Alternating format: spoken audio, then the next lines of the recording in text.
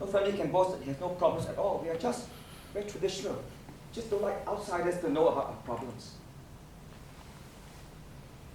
Since you're one of the family now, you know you can discuss any of the problems with me. I thought that each of you I married was very capable. But if you feel that you cannot handle any of the domestic problems, then I suppose you can always write to me and we can talk. See how we help. Keep taking your tonics and eat regular meals, huh? Your concerned husband. Well,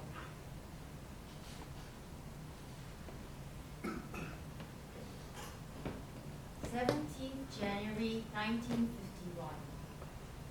Dear Huat, thank you for your concern and gifts.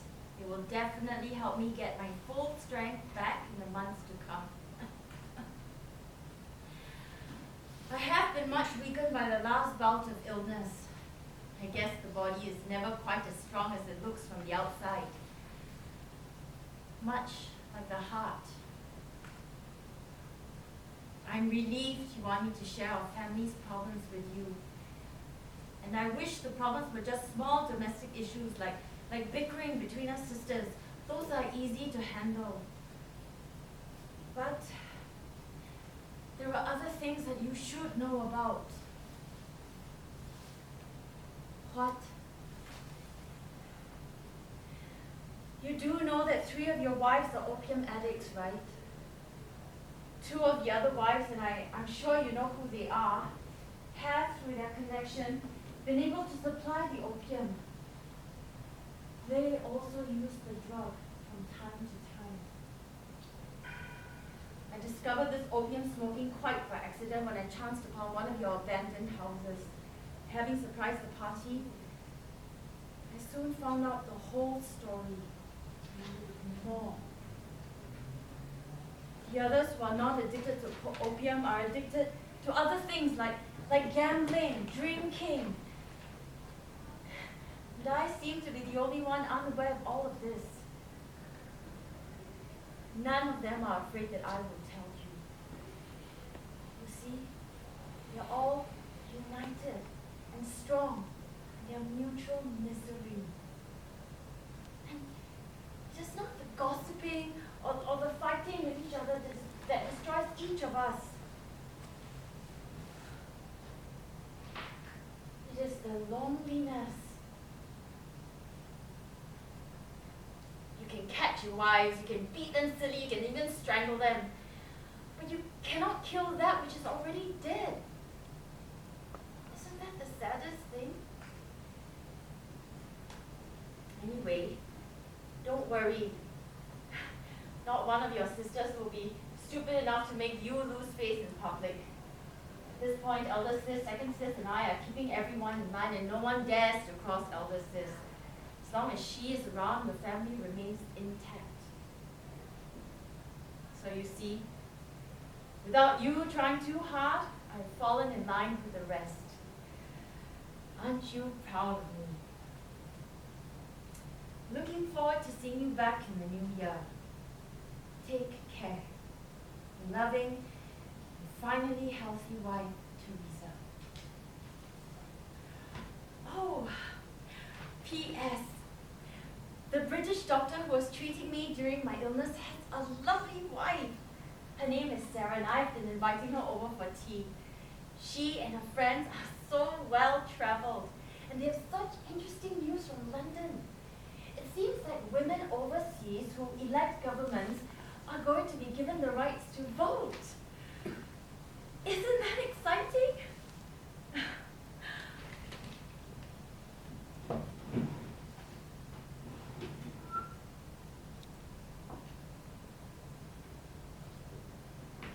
March 1951. Dear Teresa, your little revelations about your sisters have upset me more than a little. I know that it is hard for everyone and I'm away so much, but this is my life. This is my fate. The women I married, except elder sister, all came with a past. I married them knowing who and what they were, and nothing you have told me shocks or surprises me. Just thought that with a better life, some of your sisters can maybe leave some of their old habits behind. And apparently, they're not. I'll make sure that I'm home much more next year. About your new fancy foreigner friends. I don't mind proper visitors to our home, but I don't want them filling your sister's heads with crazy ideas about women's rights and such nonsense. It will distract them from their duties as wives and mothers. These foreign ways will cause the destruction of our Chinese families and our way of life. With concern, your husband, what?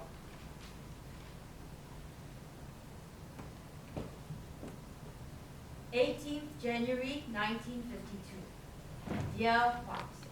Thanks for your concern and care. I received the shipment of herbs and medicines you ordered specially from China. I got third sister to double boil it for elder sis. Her health has been quite bad recently. Don't worry about me. We convent girls are a lot stronger than we look. You said you'll be back more this year. We're still waiting. When will you be home? Your children are all growing up without you around, and your wives are sinking deeper into depression. All except me. That's because I'm helping to raise some funds for the local girls' school because their parents don't have enough money. At least I have something to work towards. As for my friends and their crazy ideas on women's rights, it seems you have made up your mind that women are born to no other function than to serve their husbands and children. What happens though when their husbands are never home and the children have all grown up?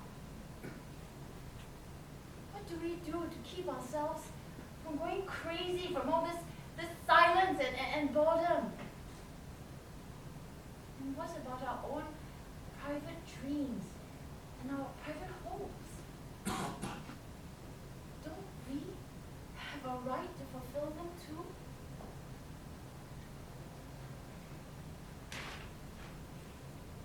And what Chinese way of life and Chinese family values will knowledge and logic destroy? Oh, I see. You mean your way of life, having 10 women fulfilling your every desire and fantasy, a whole harem to bear you sons whom you've had no hand in raising and no time to be with, of you controlling everything, every dollar and every cent, and we having no say in anything.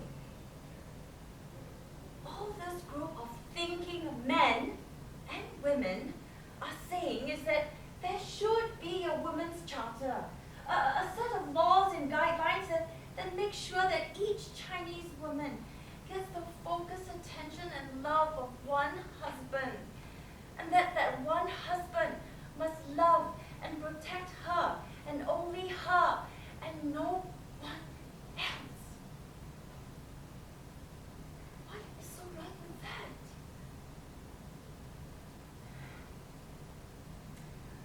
I know for us, it's already too late. But think of our daughters. Don't you want that kind of happiness for them? Some thoughts to think about. Love, Teresa. 19 November 1955. Dear Teresa, I see what your capable Amor friends are doing. They're infecting you with their Christian ideas, coming to my family and pretending to make us think about our daughters, but actually trying to interfere with our lives. Well, you can tell them they are not welcome to my home anymore. I forbid you to see them again. You hear that? Forbid! I've sent word to elder sister that you will no longer keep company with these bad influences. Just because they let the Amor wives get loud demanding, just because they cannot afford to have more than one wife. Now these boneless Amor men get jealous of us Chinese Taogays and want to spoil our fun. Who the hell needs a one man and one woman rules? Bullshit! bloody bullshit. Oh, I'm not going to argue with you anymore. They are forbidden to come to our house. Anyone from this household who lets them in will definitely be thrown out without exception. I'm serious. What? 27th February 1956. Dear Adolf Hitler, what a forbidding letter. I forbid you this, I forbid you that. For your information, women's rights is not a Christian idea. It is a legal thing. It's something countries are thinking of doing because the world has got to do something for the half of mankind who has no say in anything. Aren't you even interested in how each of your wife thinks and feels? Why not ask us? If we had a choice, do you think we want to share our man with someone else? Would anyone prefer to fight off 9 other women to spend one night with their husband? We all love you, but it is so destroying. I know it is horrible to say this, but what kind of life is it when you come back from the market each day and dread stepping into a home where there are 9 competitors, all waiting to go one up on you with your own husband? Maybe it's great for you to feel so wondered and in demand all the time.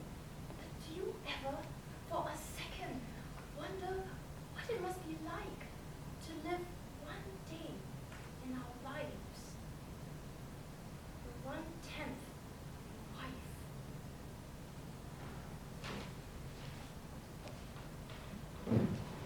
12 September 1956. Dear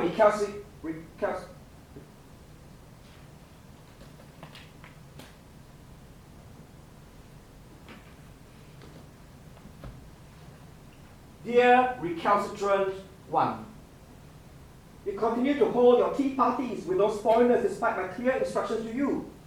What are you trying to do? Destroy the family? So very naive. Do you know what do-gooders like you could end up doing? Think about it. If these crazy lawmakers have their way and push for a one-man, one-wife rule for the whole country, what will this mean for you? Don't forget, I have other wives to think of ahead of you. If elder sister is my only legal wife, what will the rest of you be? Cast out into the streets. Be careful what you wish for. Sometimes heaven plays cruel tricks. Your husband, what?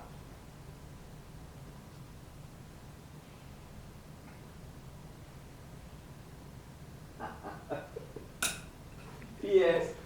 Do you think I can keep at least 4 wives if I turn Muslim? You allow that, right?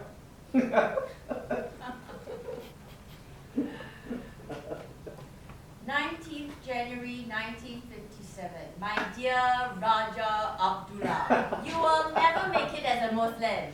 You lack faith. They wouldn't have you, not in a million years, not even if you became a martyr in a holy war, because they know that you were only there for the 72 black-eyed virgins. So give up the thought. I'm told that even if the Women's Charter were to become a reality, they wouldn't force you to give up your wife. So all of us can relax. Anyway, it is a long way away, so you can stop worrying about it. What I'm more worried about is the state of eldest's health. You need to be home as soon as you can. She's in a very bad state. The doctor says it's leukemia. She may only last for a few months. We need you home. Please. Not just for a few weeks. Hurry home, Teresa.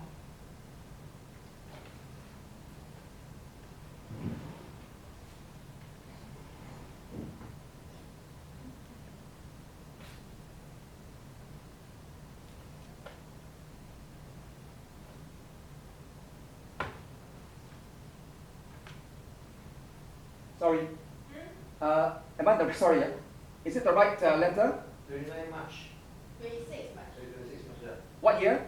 1959.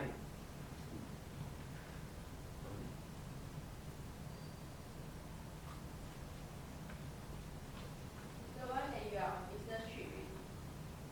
Oh, okay, sorry. Yeah. Thank you.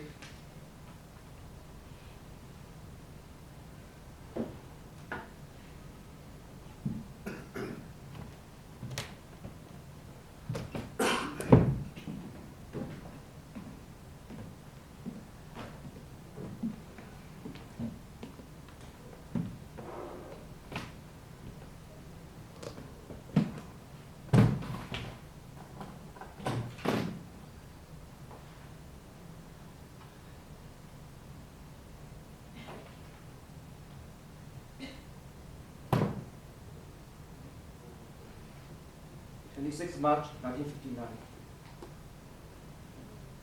Dear Teresa, hope all is well at home. This is my first extended business trip since elder sister passed away. I'm glad she lasted longer than Dr. predicted. We'll all miss her. I know I will. But I really need to get back to work. I find that my business partners have been making deals behind my back. While everything is looking fine on the surface, there are one or two other things I have to check out. Things are changing fast out here. And I need to be right here where the opportunities are. I need you to be the one in charge of everything now. Because you're the only one who knows how to read the accounts books, and the only one who can write letters and checks and invoices, since our boys are away studying. This will be the last of my long business trips. If everything ends up with well in a year or two, I may actually even retire for good. After that, we can all have a good life we have been working and saving for. We can sell off our interests here and just focus all my attention on our companies in Singapore. The way things are going between the government of Malaya and the Singapore leaders, my guess is that it's only a matter of time before something drastic happens. I need to be out here making plans for our future. I hope you can hold the fort until my return in due time. Love, Juan. 4th May 1959. What? How can you sneak away like that? We're still not out of our problems yet. What are we going to do with the 3 opium addicts' wives of yours? And isn't it about time we send the other 2 somewhere where they can get some kind of medical attention? Why am I left here looking after all these things? You tell me I'm capable,